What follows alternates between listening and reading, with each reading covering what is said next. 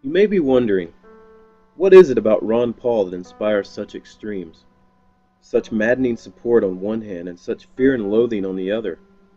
I can give the answer in one word: soul. The essential soul of a human being is by definition free. The idea that men are free is determined by God as a concept that is foreign to most men. This is because most men want to control others, to take away their freedom. This is usually referred to as the drive for power. The drive for power is antithetical to freedom because power means the ability to control others. There is only one legitimate thing that power can and should be used for, whether it be military, legislative, or executive power, and that is to legalize freedom. Ron Paul doesn't want to be president to give me my freedom. He doesn't own my freedom, and he can't give it to me. The only reason Ron Paul wants to be president is to stop punishing people for using the freedom that is rightfully theirs.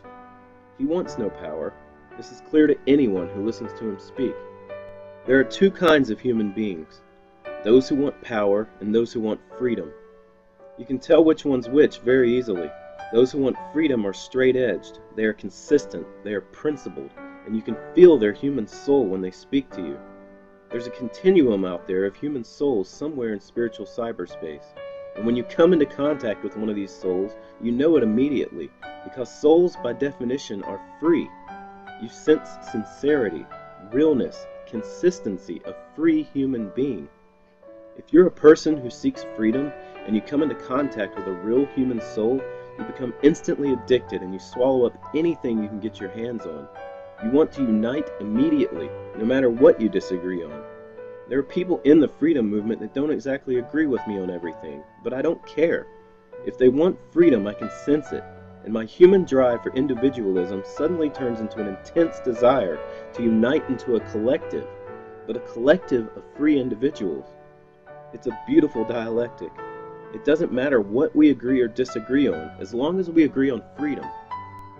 You get hooked on Ron Paul, and you desperately seek more and more. Any video you can find from the past, any speeches you missed, anything he said that you haven't heard yet, even though you've heard it 1,000 times already in different words. You can't help yourself. The voracious hunger to be able to use your God-given freedom, it takes over you entirely. It's like you suddenly realize you're a human being, and the divine image with which God created you comes alive and it catches fire. But something else happens to you. Once you get hooked on Ron Paul, you can no longer bear to listen to a man who wants power. You become instantly disgusted whenever they begin to speak. Before they were just boring, but now they're revolting. Listening to a Romney or a Gingrich or a Bush or Obama, it makes you sick. And you just don't understand how Ron Paul can get through these debates without getting nauseous. You see a political veneer in these politicians. It's so transparent. It's like a ghost flapping its ethereal tongue at you, and you just can't bear it. What's so maddening about hearing Romney or Gingrich or any of these other politicians speak is that there's someone standing there saying things, but there's no soul in it. These are not free men. These are power men.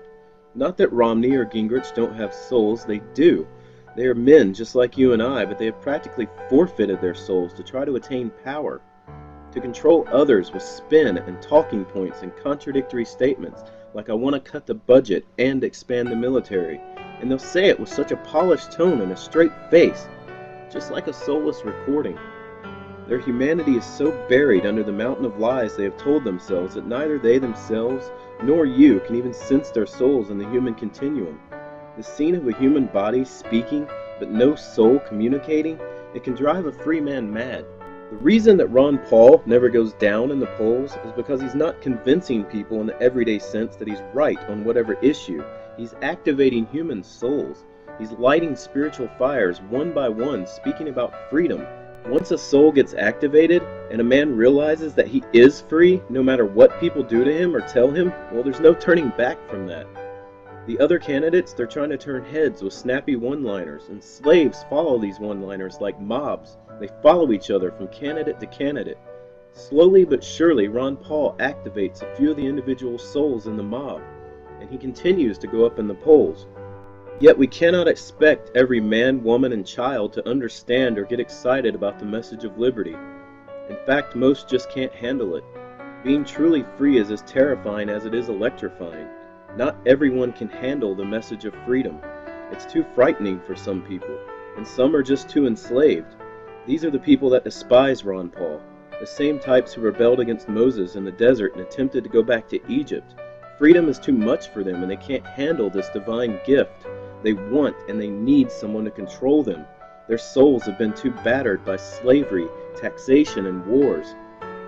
I used to not understand why people would give everything to this man, but now I do.